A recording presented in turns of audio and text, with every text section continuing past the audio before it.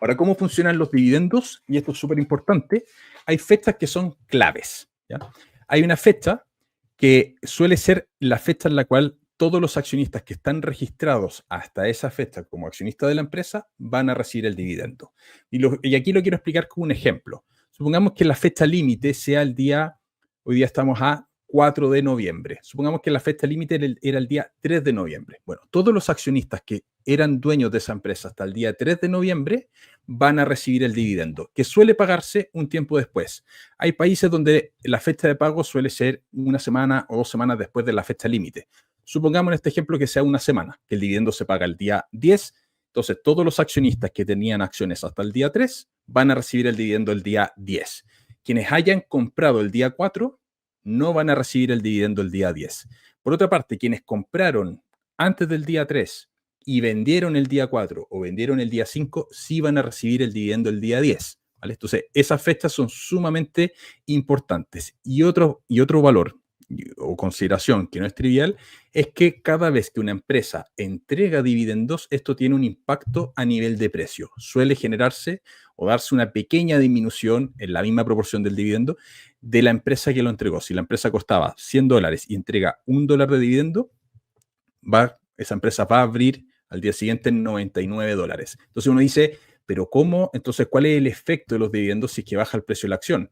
Bueno, en general las empresas que están entregando dividendos son empresas que están generando caja de manera constante y lo que vemos es que ese precio se tiende a recuperar porque al final del día ese negocio está generando caja y está creciendo. Entonces, en el largo plazo, las empresas que son dividenderas, y lo veíamos en el gráfico de los Dividend Aristocrats versus el S&P 500, están generando un retorno que por lo general suele ser superior, y esto me dio en varias series de tiempo, así que es bien interesante el tema de los dividendos.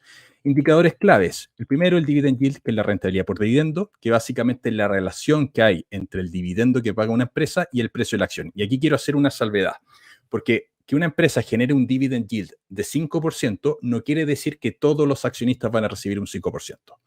En realidad, la rentabilidad por dividendo que estamos teniendo cada uno de nosotros como accionistas va a depender del dividendo que entrega la empresa y el precio que nosotros pagamos por la acción.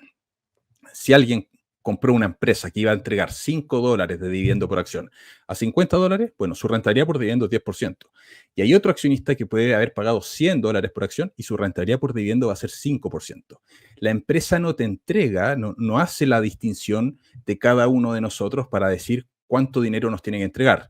O sea, la empresa si tiene históricamente una rentabilidad por dividendo promedio del 5%, no va a decir, esta persona compró a $50, entonces le tengo que pagar $2,5. Y este otro compró a 100 y le tengo que pagar entonces $5.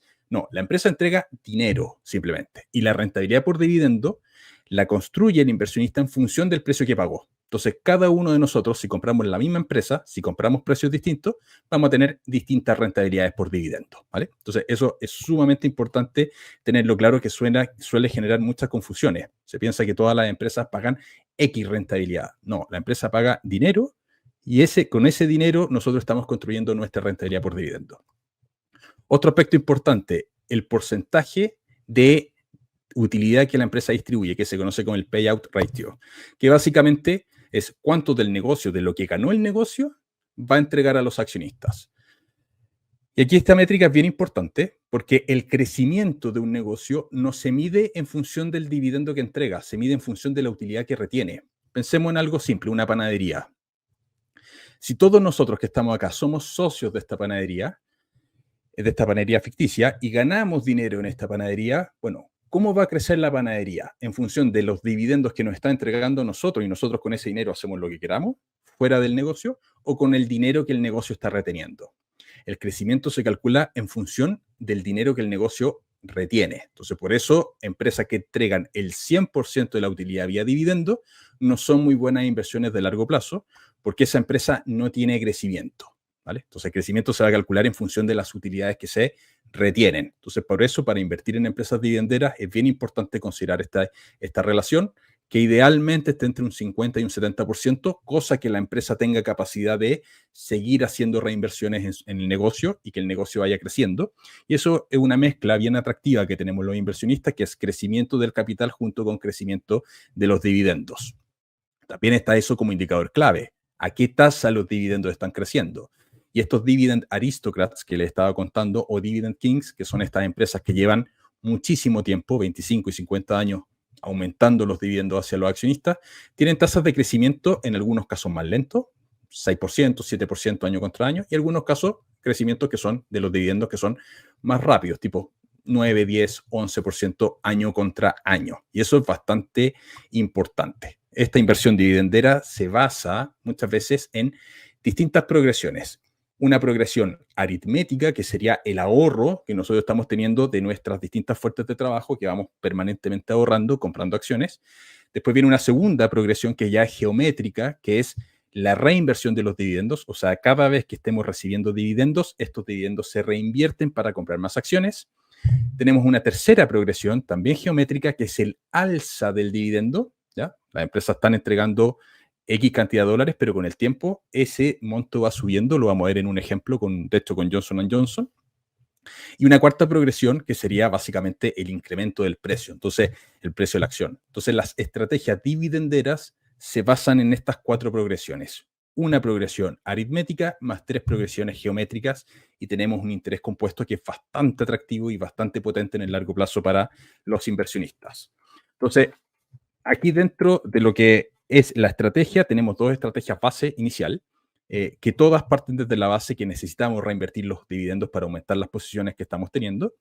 Pero hay 2 estrategias que se pueden desprender de esto, que sería una de high yield inicial, que es invertir en empresas que de entrada tengan un alto retorno por dividendo, tipo 5, 6, 7%. El mercado norteamericano, que es el mercado más grande, no es tan bueno en términos de high yield. No hay tantas empresas que tengan una alta rentabilidad por dividendo de entrada. Además de eso hay una tributación. Y está lo que se conoce como la inversión de GI, que es muy aplicable al mercado norteamericano, que básicamente es invertir en empresas que tengan dividendos crecientes a lo largo del tiempo. Entonces, ese tipo de empresa es la que vamos a buscar en el mercado norteamericano, donde estoy yo ahora en Chile. Es muy bueno la inversión high yield. En otros países de Latinoamérica no conozco cómo son sus bolsas, pero me da la impresión que el high yield va a predominar sobre el DGI en el resto de Latinoamérica, México, probablemente España, pero Estados Unidos, DGI. Lo ideal allá va a ser DGI, porque en Estados Unidos es donde están las mejores empresas, y esas mejores empresas en la inversión DGI suelen transar a precios tales que la rentabilidad por dividendo es muy bajita. La inversión DGI se basa en comprar empresas que tengan una baja rentabilidad por dividendo de entrada, tipo 2-3% al año, pero que estos dividendos vayan creciendo a tasa interesante a lo largo del tiempo. En la inversión high yield son altas rentabilidades por dividendo de entrada, pero que no necesariamente esos dividendos van a ir creciendo a lo largo del tiempo.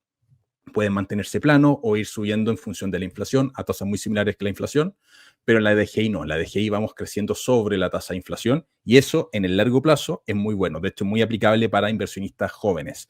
Si somos mayores en edad y nos importa mucho la generación de flujo caja, probablemente high yield pudiese ser mejor, pero si tenemos mucho tiempo de inversión, la DGI ha demostrado ser más rentable y más exitosa en series de tiempo largas que la inversión de high yield, ¿vale?